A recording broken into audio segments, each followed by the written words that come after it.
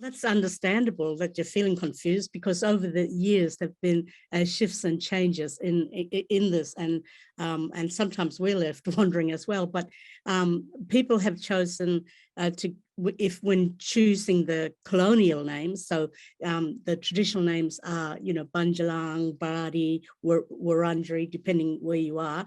People prefer their own names, but when we go with colonial terms, we prefer Aboriginal rather than the old Aborigine. That's become old-fashioned now and left by the wayside. Then there was a shift to Indigenous peoples because of the influence of the international political arena, what was happening there. And also what's come into vogue in the last few years is First Nations peoples. So I use all three interchangeably. But as always, you just, when in Rome, do what the Romans do.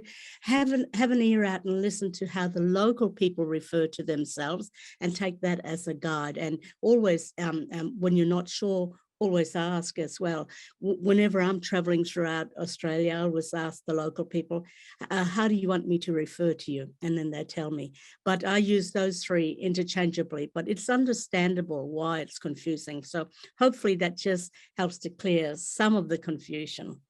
Yes, and we've got a lot of free resources online as well on our site that expand on that. Some more Ask Aunties about who are the traditional owners. Exactly. And also other names like you would have heard, like Koori and Murray. Yeah. And so we explain all of that in some Ask Aunties.